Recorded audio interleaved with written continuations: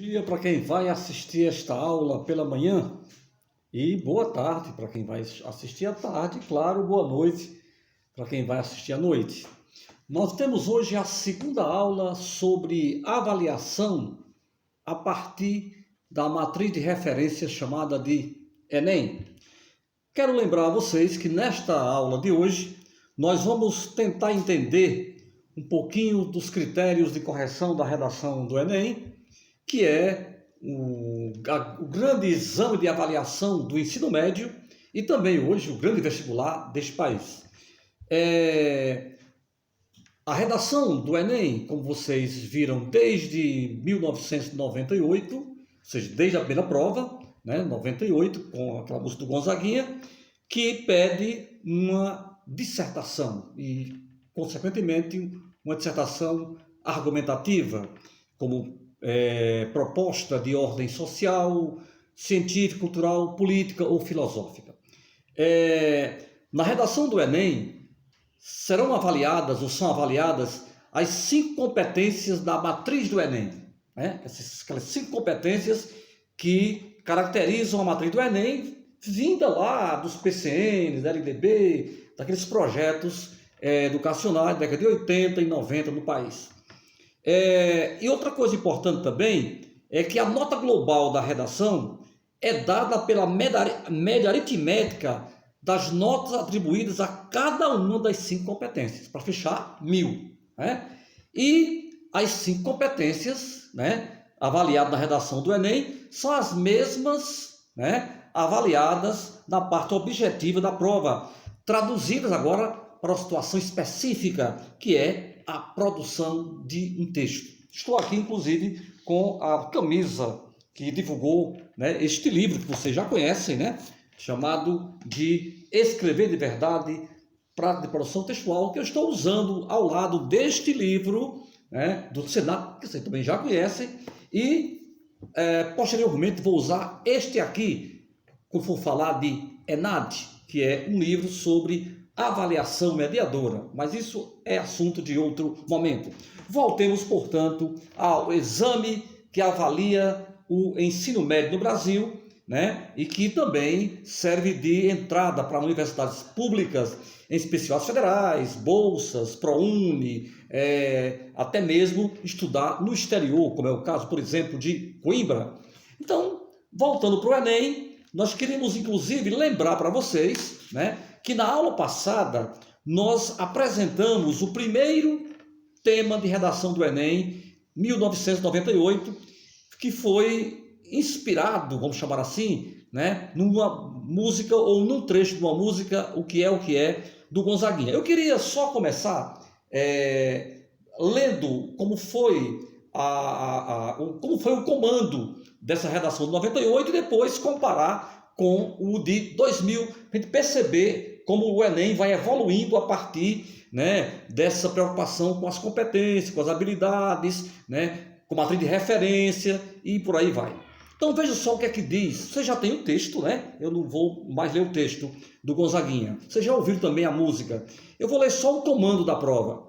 Redija um texto dissertativo sobre o tema Viver e Aprender. Vocês até comentaram já isso na aula passada. No qual você exponha suas ideias de forma clara, coerente e em conformidade com a norma culta da língua. Aqui eu queria chamar a atenção para um aspecto. A prova de redação não é só uma prova de redação, é também uma prova de língua portuguesa. Não esqueçam disso, porque na competência, vocês vão ver, na competência 1 se cobra conhecimentos de língua portuguesa. Então, a redação deveria ser na norma de forma clara, coerente e em conformidade com a norma culta da língua, sem se remeter a nenhuma expressão do texto motivador, ou seja, eu não deveria copiar frase do texto motivador, mas simplesmente interpretar algumas ideias e desenvolver a partir do meu conhecimento. Dê um título à sua redação. Depois disso, o Enem deixou de pedir título à redação. Claro que se alguém colocar o título, não tem problema, mas geralmente esse comando de um título ficou mais restrito aos vestibulares, como da URCA, por exemplo, da UVA, etc.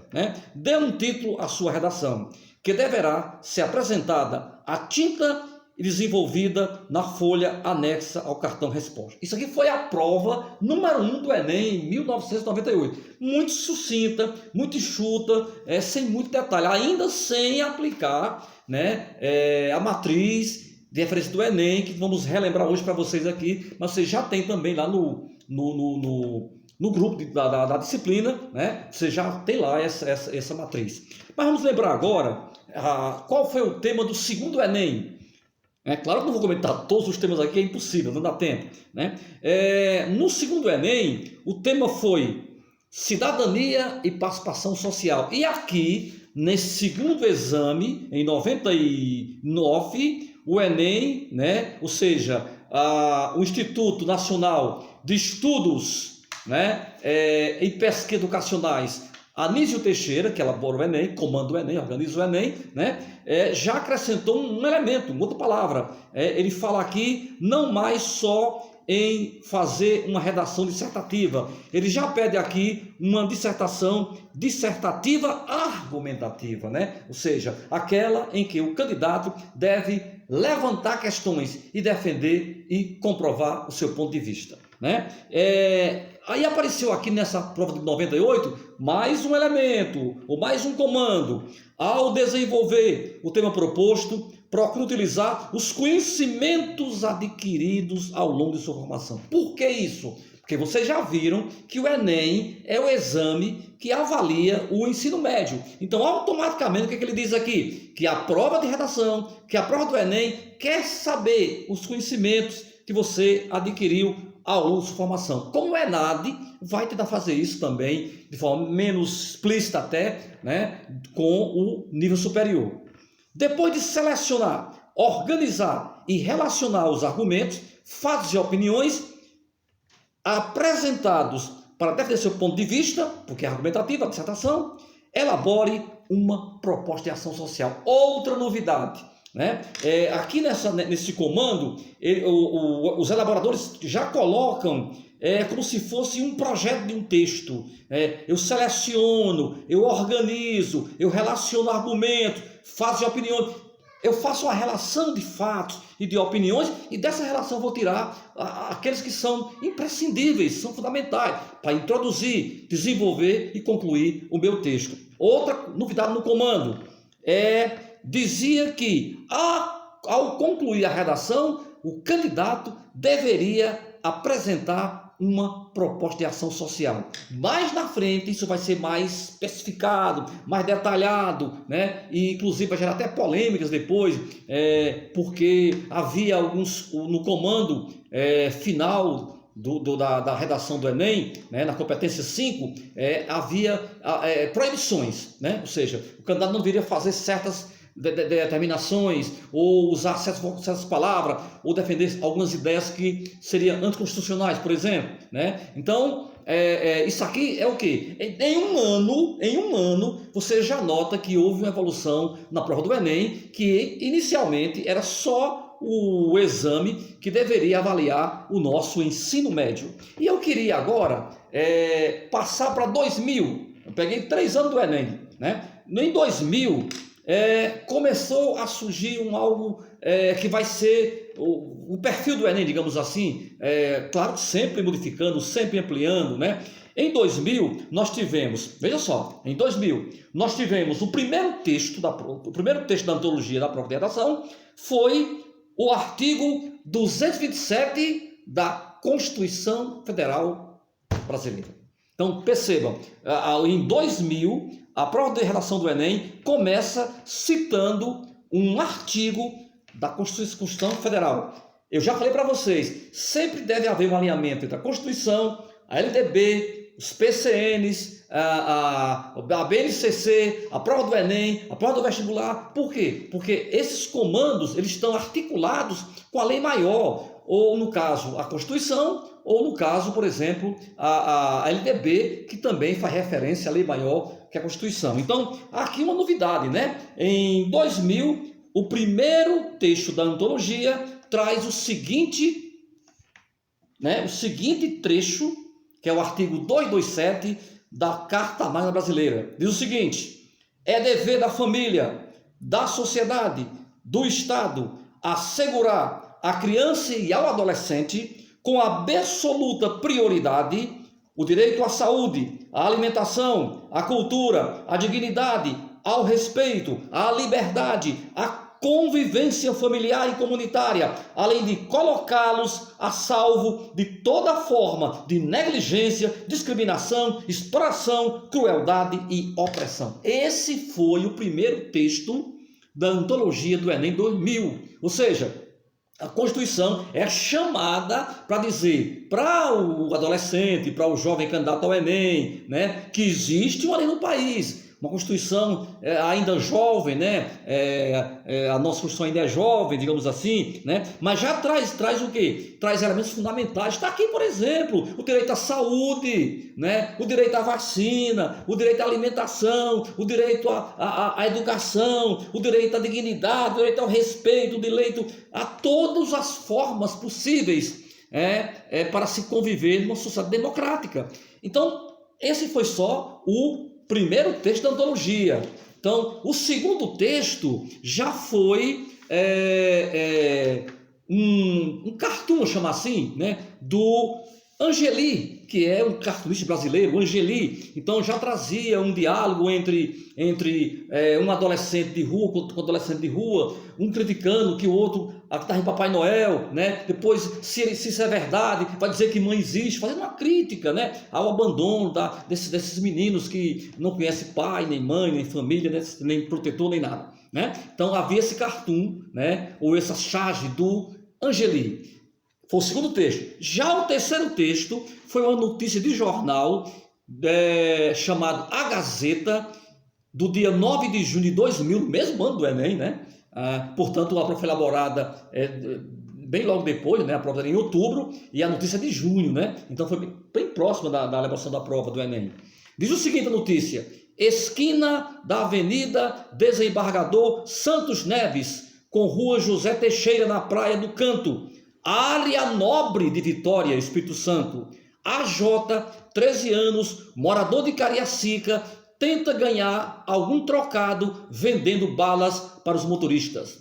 Aí, abre aspas, que é uma fala do menino. Venho para a rua desde os 12 anos. Não gosto de trabalhar aqui, mas não tem outro jeito. Eu quero ser mecânico. Então, é um depoimento de um adolescente, né, que vai para a rua sobreviver, mas que tem um sonho de se formar ou de fazer mecânico, curso de mecânica e ter uma profissão. Então, terceiro texto, reparem bem. Terceiro texto, lembrando que o primeiro Enem só houve um texto, um fragmento do anúncio do Gonzaguinha, enquanto que aqui eu já estou no terceiro texto. Primeiro foi o quê? A Constituição. Depois foi o quê? Foi o Angeli. E agora é o quê? Notícia de jornal. E finalmente, mais um texto do já falecido jornalista Gilberto Demestai, num livro que fez sucesso na década de 90 e diante, né? 99, 2000, foi muito lido na academia, nas escolas, né? Chamado O Cidadão de Papel, né? Do Gilberto Demestai. Ele fez muito sucesso com esse livro e, claro, depois isso desagou na sua carreira. Diz o seguinte o texto do Gilberto Demestai, que era jornalista, inclusive. Entender a infância marginal significa entender por que o menino vai para a rua e não à escola. Essa é, em essência, a diferença entre o garoto que está dentro do carro, de vidros fechados, e aquele que se aproxima do carro para vender chiclete ou pedir esmola. E essa é a diferença entre um país desenvolvido e um país de terceiro mundo. Então veja aí a denúncia muito forte, né? Dessas crianças que ficam nos sinais, vendendo chiclete, até participando muitas vezes de conluios com adultos, sendo usados na prostituição, né? Então foi um livro bastante forte. Depois escreveu Meninas da Noite, né? Que se refere a uma situação também muito grave com meninas, adolescentes ali na região norte do Brasil. E vejam só, são, portanto, só aqui nessa prova são 4 textos. Na primeira, só um texto. E qual foi o tema de 2000? O tema dizia o seguinte: com base na leitura do Angeli, do artigo da Constituição, do depoimento do AJ e do trecho do livro do Gilberto Demestai, escreve um texto do tipo dissertativo argumentativo sobre o tema. Já foi realmente um tema, né? Já uma pergunta, questionamento, né? Direitos da criança e do adolescente. Como enfrentar esse desafio nacional. Alinhado com o quê? Com o Estatuto da Criança e Adolescente. Alinhado com o quê? Constituição Federal. Alinhado com o quê? Com o livro do Demestai, Cidadão de Papel. Então, uma prova bastante rica já, né? Esse tipo de prova, ela influenciou as escolas, influenciou as universidades, influenciou o vestibular. Ser aquela prova seca, só com um texto, com um formato, né? Então, permitiu que textos diversos entrassem na composição da prova, mas que tem como característica ser um texto dissertativo. E, finalmente, no comando da prova, dizia o seguinte: ao desenvolver o tema proposto, procura utilizar os conhecimentos adquiridos e as reflexões feitas ao longo de sua formação. Repito, o Enem nasceu, de princípio, para ser o quê? O exame de avaliação do ensino médio, né? Selecione, organize e relacione argumentos, fatos e opiniões para defender seu ponto de vista, elaborando propostas para a solução do problema discutido no texto. Ou seja, aqui uma pequena novidade em relação à prova de 99, que dizia só: elabore uma proposta de ação social. E aqui ele vai ampliar mais: elaborando propostas para a solução do problema discutido no texto. Ou seja, na prova do Enem, se pede que o candidato, né, ele não só dê sua opinião, ele não só demonstre conhecimento de gramática e de produção textual, de história, de geografia, mas que ele também tenha condição de, em tese, resolver uma situação, problema. A redação, em tese, é uma situação, problema. Ou seja, eu tenho um problema, e o que é que eu faço? O que é o problema? O que é o problema? Quem é atingido? Onde ele ocorre? Como ele ocorre? E o que pode ser feito para amenizar ou diminuir esse problema, né? Então você percebe que a prova do Enem, ela não é aquela redação convencional que se fazia na escola. Ela vai além disso, ela procura, exige do candidato que ele tenha um ponto, porque criticar, todo mundo critica. Agora, o que é que pede a prova? Critique, denuncie, mas dê solução. Solução cabível, solução real, não sexo dos anjos. Ou seja, a solução deve ser alinhada com o tema, com o problema e com o seu ponto de vista diante desse problema. Então, percebam que em menos de 4 anos, a prova de redação do Enem, estou pegando aqui só redação, não dá para avaliar o Enem em todas as provas, lógico, não tem condição, né? Como em 4 anos ou em 3 anos, houve uma evolução para acompanhar as propostas desenvolvidas no Brasil pela LDB, pelos PCNs e pela própria Constituição Federal. Então, isso é, portanto, a grande evolução do Enem, que passou de ser apenas um teste de avaliação para ser também um teste de provocação, né? Para que os candidatos procurassem ter uma visão crítica diante dos problemas nacionais, como meio ambiente, miséria, violência, digamos assim, feminicídio, desemprego, educação, saúde e até mesmo eleição, que foi tema também de Enem. E como eu não posso comentar todos os temas, eu vou dar um salto para o Enem de 2011.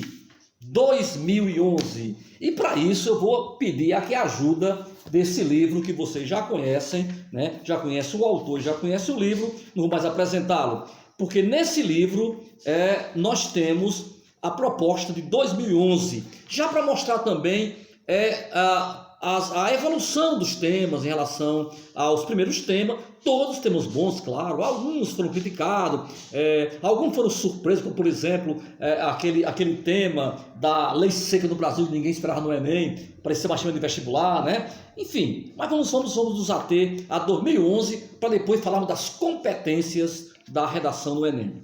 Em 2011, a prova do Enem, ela se adiantou eu diria, a momentos que estamos vivendo agora no ano de 2020, 2021, que essa questão das aulas online, essa questão do ensino remoto, de viver em rede, digamos assim, de home office, né? E tantos outros elementos que eu podia citar aqui, que vieram com a pandemia e com o isolamento social. Então, veja bem, em 2011, a proposta do Enem dizia o seguinte, aí, claro, tinha texto que era um cartoon, tinha texto, por exemplo, de jornal, né? Eram vários textos. Tinha texto da internet, né? De algum site, etc. Então, como eu falei, a partir de 2000, de 99, 2000 em diante,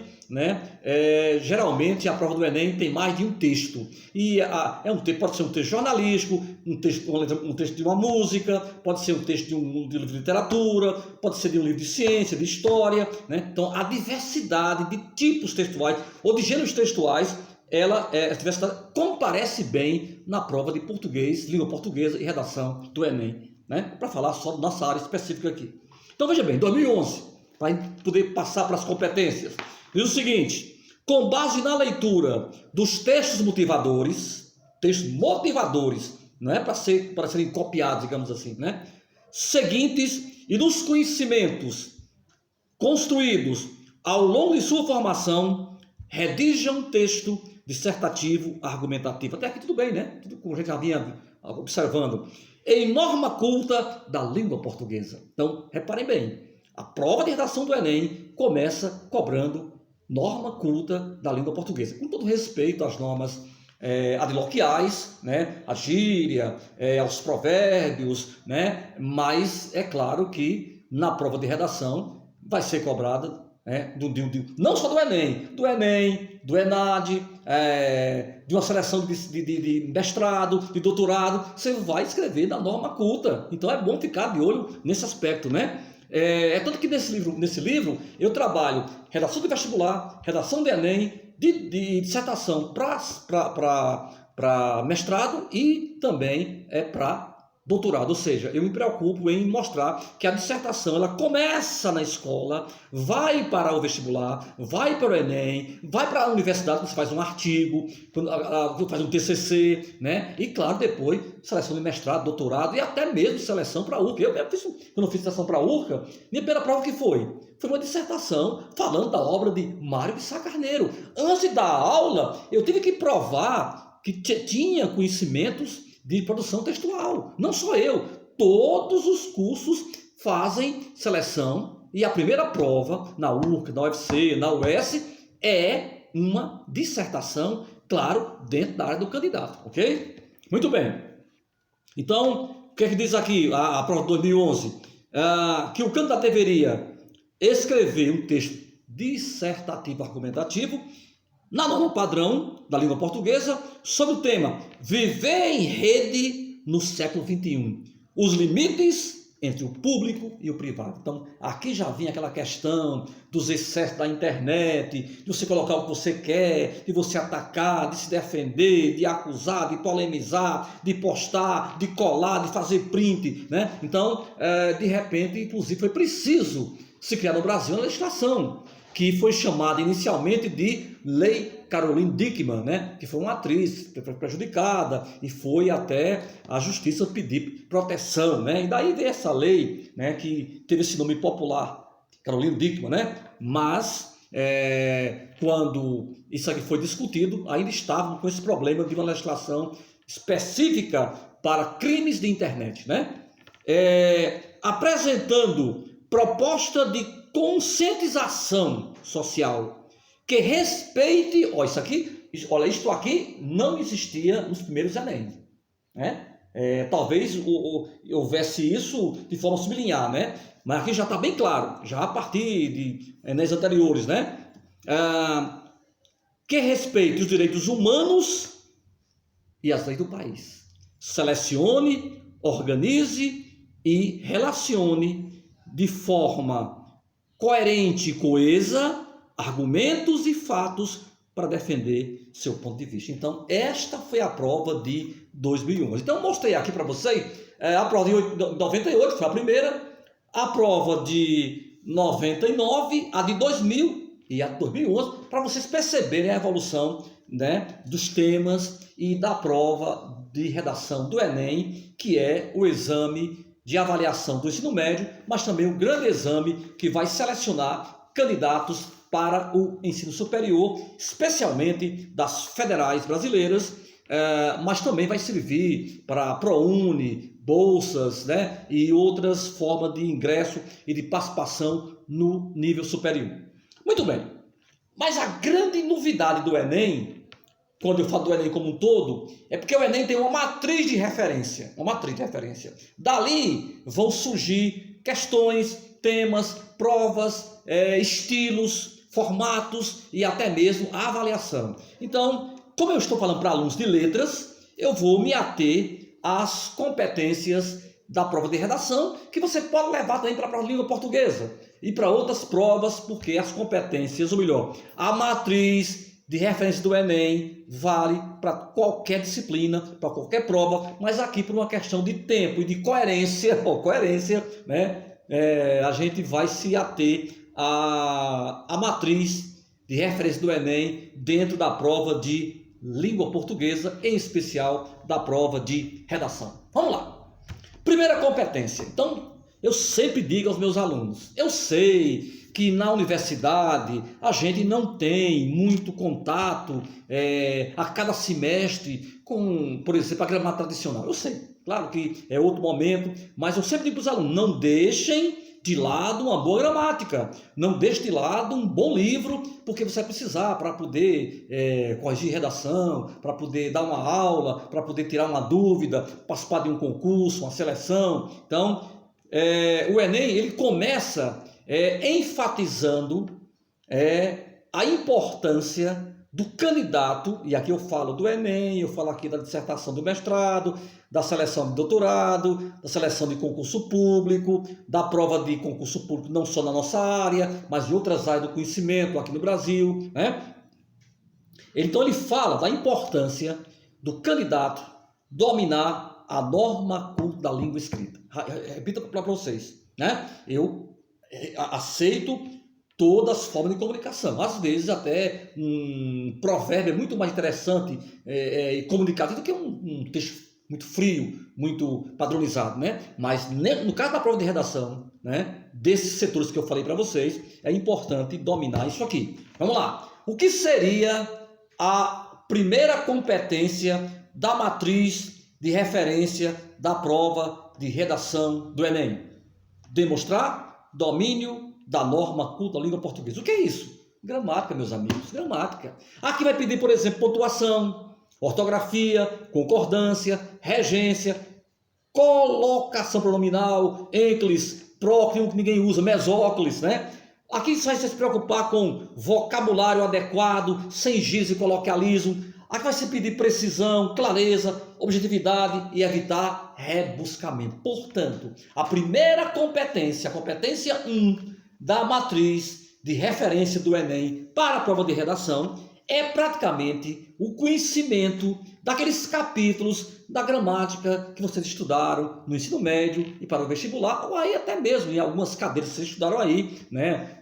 Não sei se foi o Raimundo Luiz, ou foi o Carlito, não lembro, né? Mas tem uma cadeira de língua portuguesa que eu deve ter estudado aí, porque eu estudei língua portuguesa, né? E com a professora Adalgisa, né? Que exigia muito da gente esse conhecimento. Na época eu não fiz Enem, fiz vestibular, mas já exigia muito. No primeiro semestre eu tive essa cadeira de língua portuguesa e eu até depois ministrei uma cadeira assim, cadeira especial, né, para o pessoal de direito, inclusive quando na época em direito se tinha essa cadeira de chamar português instrumental. Então isso aqui é o português instrumental, é aquele português aplicado ao texto escrito, ao TCC, à dissertação, à tese, à monografia e, claro, à redação convencional. Competência 2. A competência 2 é muito importante para quem vai fazer ou está fazendo, por exemplo, o chamado TCC, que é um artigo, né, uma dissertação disfarçada, né, com o nome de TCC. Né? Por quê? Porque na competência 2, a matriz exige o seguinte, que o candidato deve compreender a proposta de redação. Compreender a proposta de redação. Ou seja, a prova de redação começa com a compreensão e aplicar conceito de várias áreas do conhecimento. Então, eu estou fazendo meu TCC, de repente eu pego um historiador, ou um poeta, um literato, ou um crítico, né? E vou usar esse conhecimento dessa pessoa para fundamentar o que a gente chama de argumento de autoridade, né? Então, compreender a proposta de redação e aplicar conceito das várias áreas do conhecimento. Para quê? Para desenvolver o tema dentro dos limites estruturais do texto dissertativo argumentativo. Portanto, desde 1998 que o Enem valoriza, especialmente a partir de 2000 em diante, a prova chamada de dissertativa argumentativa. E lembro, esse tipo de texto é comum também nas seleções para concurso, nas seleções de mestrado, doutorado e também em outras áreas do conhecimento que vocês devem saber. Vamos lá. Aqui eu poderia colocar 3 elementos para subdividir. Primeiro, a compreensão do tema, né? Quando você vai elaborar um TCC, é claro que a preocupação sua é com o tema, porque a primeira coisa importante para a banca é compreender o seu tema, né? Então, a compreensão do tema é fundamental para elaborar uma redação, seja ela nível fundamental, médio, superior. A segunda informação que eu colocaria aqui como subtítulo é fidelidade à estrutura dissertativa. Aquela famosa estrutura que vocês conhecem de velhos tempos, né? A introdução, onde você geralmente apresenta digamos, explicita qual é o assunto, qual é o tema, ou até pode apresentar os argumentos que vai defender. A segunda parte você vai desenvolver com argumento de apoio a sua tese, a sua ideia, o seu ponto de vista. E a conclusão do Enem, onde você retoma a tese e depois apresenta o quê? O projeto de intervenção social que respeita direitos humanos e a lei do país, né? Então isso aqui, sem isso aqui, a redação já era. É bom lembrar vocês que normalmente a gente pensa que fugir do tema é a única forma de zerar em redação. É uma das formas. Fugir a essa estrutura dissertativa, que no caso também implica zero. Portanto, a letra não legível, linhas que não estão no limite mínimo, né, por exemplo, né? E a fuga do tema, claro, são elementos que levam a zero. E um outro subitem que colocaria na competência 2, a aplicação de conceitos de conhecimentos gerais. Então, de repente, eu posso pegar um conhecimento de história, né, e aplicar no tema de 2000 ou no tema de 2019, 2009, 2011, né? Dependendo do tema, eu posso aplicar um conhecimento de filosofia, de sociologia. Eu posso, por exemplo, aplicar o que eu conheço de Bauman ou de Paulo Freire, né? Dependendo da proposta, do tema, da área que eu vou utilizar esse conhecimento de outra área para fundamentar a minha dissertação argumentativa. E vem a competência 3 da matriz de referência do Enem. Diz o seguinte: selecionar. Isso aqui já aparecia, desde a primeira prova aparecia, né, no comando da prova aparecia isso, já aparecia bem antes das mudanças que o Enem fez. Selecionar, relacionar, organizar e interpretar informações, fatos, opiniões e argumentos para defender seu ponto de vista. É por isso que eu chamo de dissertação argumentativa, porque levanta questões, mas você deve defender seu ponto de vista. E aqui, pessoal, eu queria comentar uma coisa importante. Muitas vezes você vê a notícia e espalha. Não faça isso não. Primeiro, leia a notícia e procure entender, interpretar a quem interessa. Quem escreveu, de onde vem esse site, enfim, para poder formar sua opinião. Porque, na verdade, o fato, ele está aí à disposição, mas a opinião, ela é formada a partir de uma leitura, de uma compreensão, de um entendimento, né, de uma possível preocupação com o que está por trás das palavras. A essência do texto seria a compreensão desse texto, para depois eu poder me posicionar diante do acontecimento, né? Diante de questões políticas, sociais, econômicas, de saúde, de educação, e etc. Aqui eu colocaria na competência 3, 3 linhas para, digamos assim, serem subtítulos. Primeiro, que aqui na competência 3 é fundamental construir a argumentação. Sem essa argumentação, a redação será meramente dissertativa, mas não será argumentativa. Relacionar informações, né? Ou seja, relacionar informações e comentá-las, né? Porque se eu fizer só relação de informações, eu vou ter um texto dissertativo expositivo, aquele que às vezes aparece no livro, né? Às vezes aparece numa pesquisa, etc. E finalmente, a argumentação capaz de convencer o leitor do ponto de vista escolhido. É claro que uma banca de concurso, uma banca de dissertação de mestrado, ou uma banca de Enem ou de vestibular, ela não é obrigada a pensar como a gente, nem como vocês, né? Mas os corretores estão preparados para quê? Para discordar da opinião, mas respeitar a opinião se ela estiver bem fundamentada, se ela estiver bem estruturada, se ela estiver bem organizada. Então, eu posso não concordar com sua opinião, mas respeito porque sua opinião está bastante lúcida, fundamentada, tem argumento de autoridade, tem análise, tem fatos e tem opinião. Então, é claro que a gente pode não concordar com o outro, mas pode respeitar o ponto de vista escolhido pelo candidato. Eu não vou corrigir um texto baseado no que eu penso. É tanto que o corretor e o aluno devem obedecer à matriz de referência. O aluno para elaborar o texto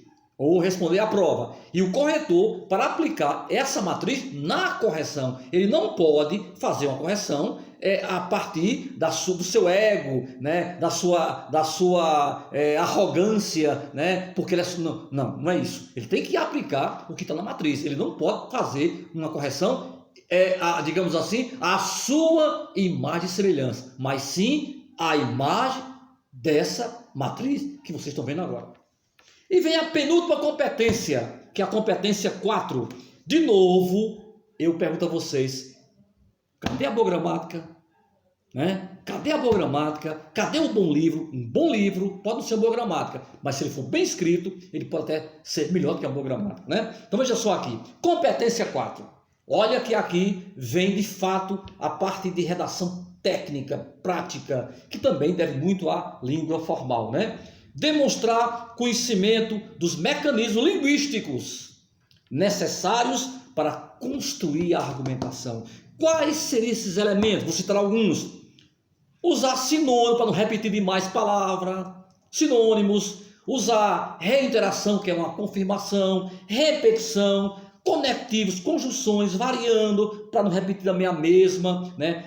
Variar o tempo verbal, pontuação, sequência temporal, conectores, etc. Ou seja, articular parágrafos que devem ter uma continuidade, uma sequência, uma organização, uma coesão, uma coerência. Então, aqui, o aluno tem que saber manipular a língua, né? Manipular o que ele chama de mecanismos linguísticos. Eu estarei 2, coesão e coerência, né? Que são elementos fundamentais para um bom texto. Porque às vezes eu vou ler um TCC, está muito bom o texto, uma ideia maravilhosa, um tema excelente, a gente desliza, mas a gente vai perceber frases quebradas, frases truncadas, sem coesão, sem coerência. O primeiro parágrafo diz uma coisa, o outro nega, né? Então isso é o quê? Falta de competência linguística para desenvolver uma competência que aqui no Enem é a competência 4, mas é bom lembrar que isso aqui também é muito válido para o seu TCC e para os seus textos e suas avaliações futuras. Chegamos finalmente à última competência. Fiquem de olho nessa competência 5, não que seja melhor que as outras, não é isso não, porque dessa competência 5 pode ser que saia alguma coisa para vocês hoje aqui. Vamos lá. Quinta competência. Quinta competência da matriz de referência do Enem para língua portuguesa de redação. Elaborar propostas, né, diz no plural, de solução para o problema. No vestibular tradicional, você tem problema, argumento e solução, né? E faz um texto muito sintético, muito rápido. Aqui no caso do Enem, a gente percebe que a própria conclusão tem que ser bastante desenvolvida no sentido de que ele pede para você elaborar propostas, Não é só dizer, faça isso, não. Faça isso. Quem vai fazer? Como vai ser feito? Né? Em quanto tempo? Lembra do que ele falou aqui para o projeto de política pública? Quem vai fazer? A quem interessa? A quem vai beneficiar?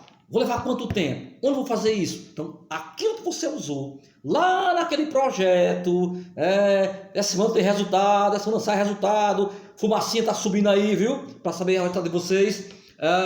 Aquelas ideias do projeto se aplicam aqui a essa matéria do Enem. Por exemplo, eu não posso dar uma solução sem verificar o que eu disse lá no início do projeto da política pública, né? O que é o problema que eu quero combater? Quem vai ser beneficiado com essa atuação? Né? Como é que eu vou oferecer solução para esse problema? Então, já vimos isso naquela aula sobre a elaboração de uma política pública.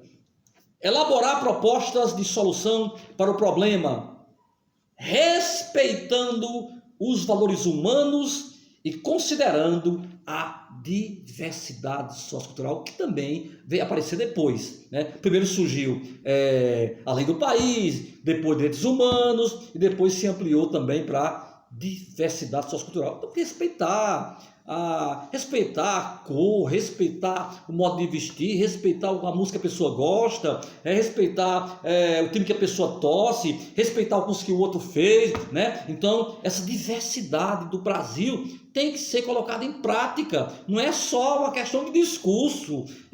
Então, o que é que o Enem coloca aqui? Como o Enem é feito em tese, né, para adolescentes e jovens, né? Claro que pessoas também podem fazer com mais de 40 anos, não é experimento, né? Não, a gente vai proibir isso aqui, não pode, né? Então, mas teoricamente, o que é que quer com isso aqui? Quer trazer para essas pessoas que vão entrar na universidade a importância de valores humanos, lei brasileira, as leis nacionais, a Constituição, né? As políticas públicas e, claro, a nossa diversidade sociocultural. Então, na conclusão, você percebe que a redação não se limita a ser uma prova de línguas ou de língua, é também uma prova de sociologia, é uma prova de filosofia, é uma prova de cidadania, né? Lembra da primeira aula nossa, né? Cidadania, o cidadão que age pelo bem comum é um ser político, né? Então, já relembrando aulas antigas, já vimos no passado aqui, recente. Então, o que eu poderia resumir aqui com subtítulos essa proposta da competência 5, ou essas propostas?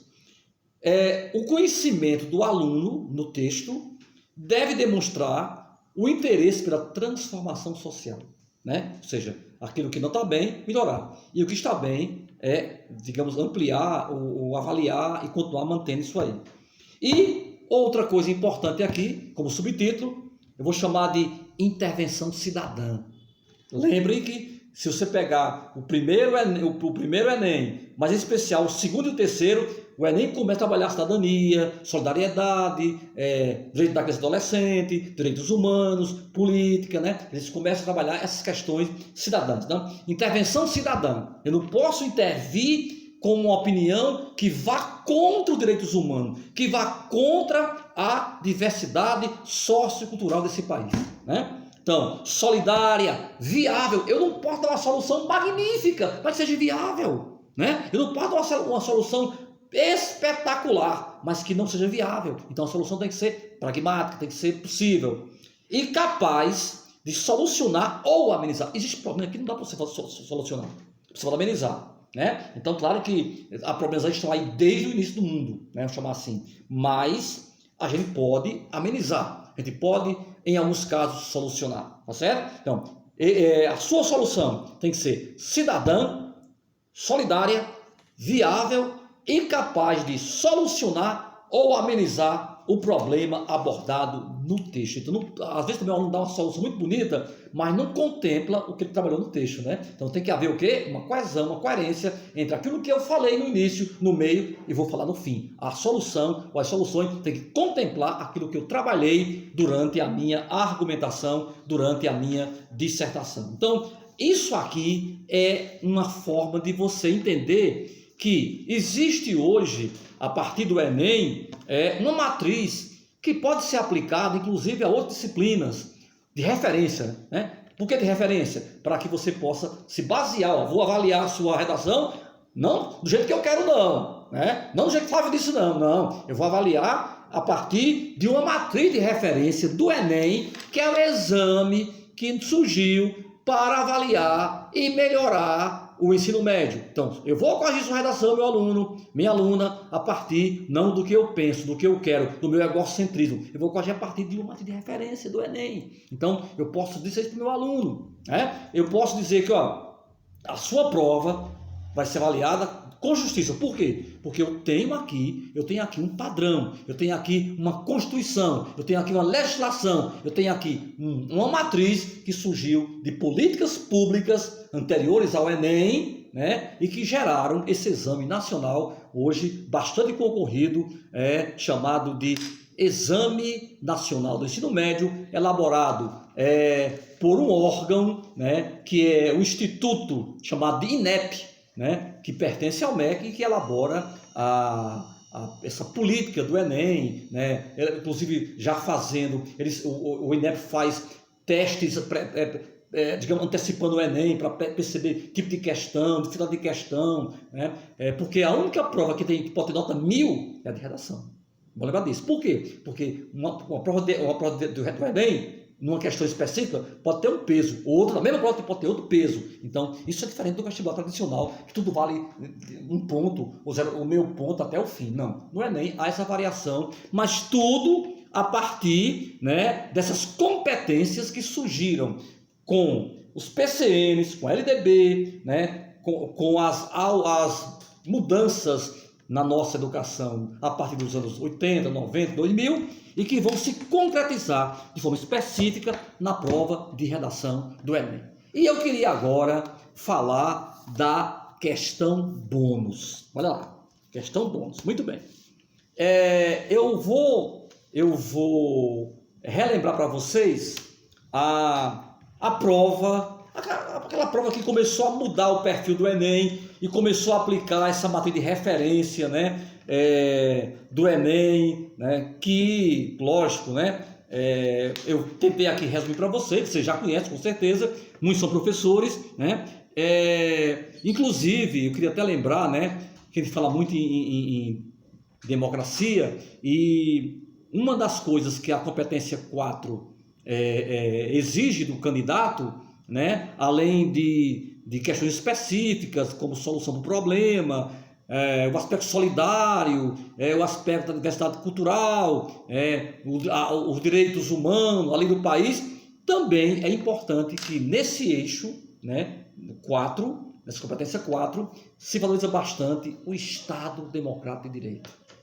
Né? Então, o Enem pretende que o candidato, não sei se vai mudar, mas pelo menos ele compreenda que no Enem ele está em contato com legislação, com a lei do país, com direitos humanos. Pelo menos se percebe que a intenção do INEP é, digamos assim, conscientizar esses meninos, essas meninas, que são jovens, né, que vão participar do Enem, que traz temas, por exemplo, eu vou só para ganhar tempo aqui, vocês pegam um caderno aí, né? Olha, por exemplo, temas como o direito da criança e adolescente, preservação ambiental, direito de votar, a violência na nossa sociedade, né? A liberdade de informação e comunicação, o trabalho infantil, a leitura, a convivência com a diferença, né?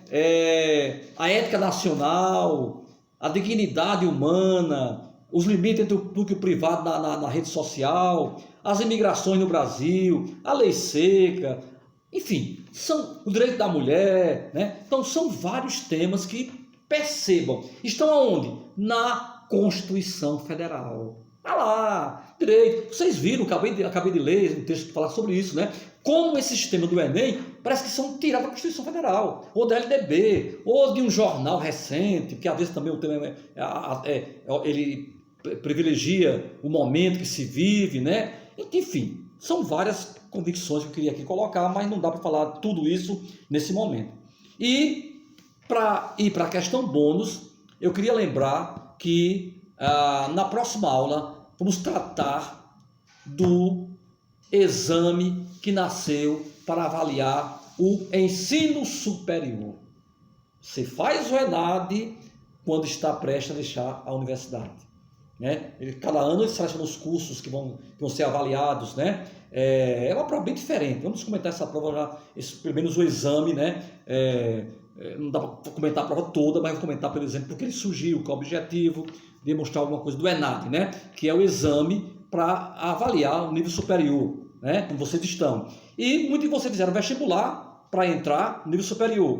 Outro parte fez Enem para entrar no superior. Tem até um colega de vocês aí, que já eu estou sabendo, que vão terminar a universidade e vão fazer Enem. Querem fazer um outro curso, que é aquilo que eu falei, né? A pessoa tem direito de fazer ter outra profissão, outra carreira, né? E para isso o Enem está aí, o vestibular está aí, mudar de curso, ou fazer um segundo curso, segunda graduação.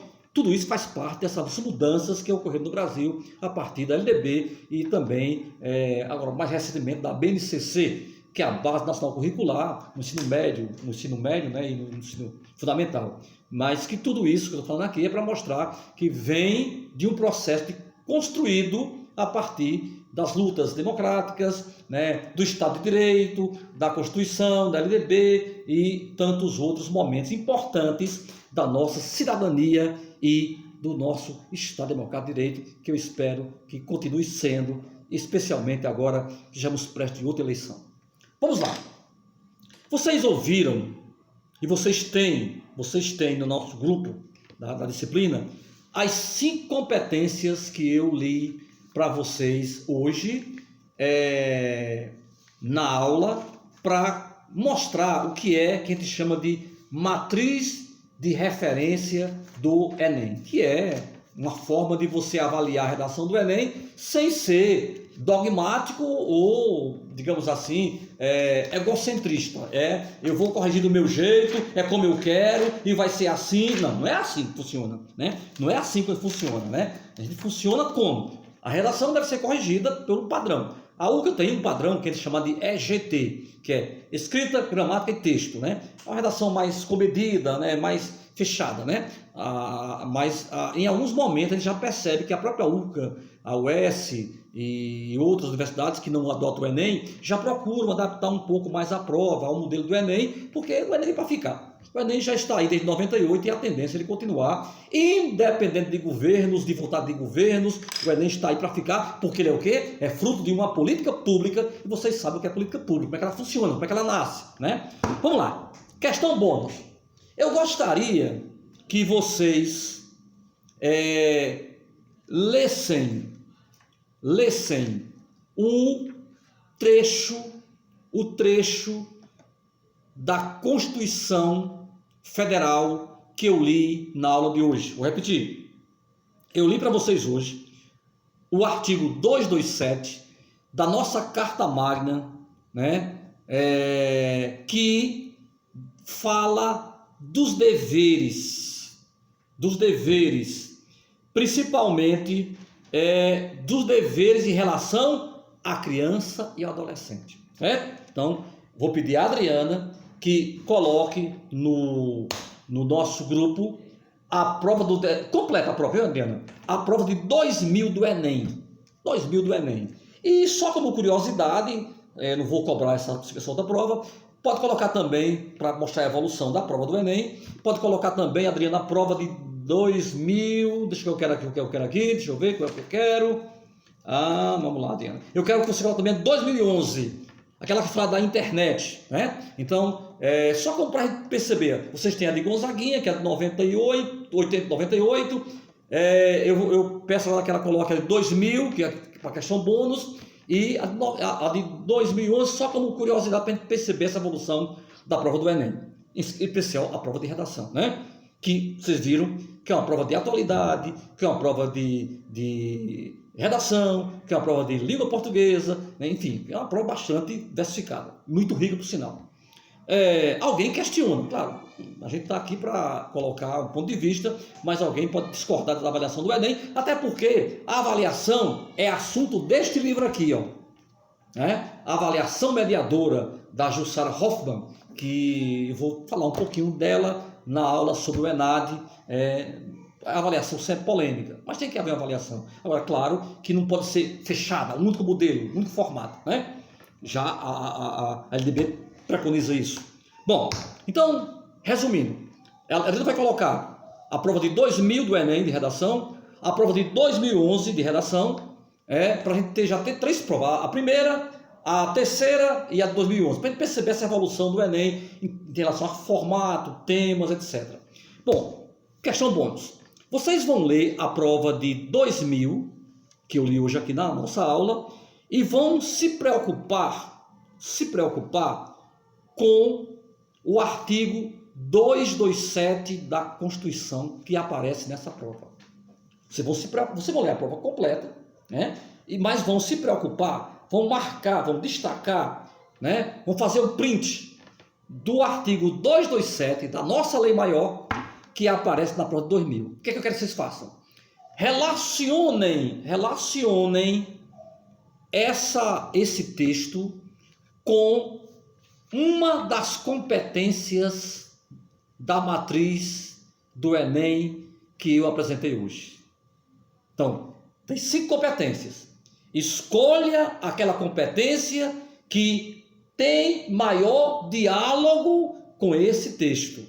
Claro que todas têm, mas eu quero aquela que, para você, tem mais diálogo, tem mais sentido, tem mais intertextualidade, tem mais dialogismo, tem mais aproximação com o artigo 227 da Carta Magna do Brasil. Comente a aproximação entre essa competência da matriz de avaliação da redação do Enem com o artigo 227 da Constituição Federal. Eu vou dizer a você, são 5 competências, mas tem uma que ela tem mais a ver com esse texto. Ela justifica porque esse texto está aqui, por exemplo. Ok? Vamos aguardar. Eu vou ler as respostas, pelo menos algumas eu vou ler na próxima aula, quando eu for começar a prova, né? Quando eu for começar a aula sobre o ENAD.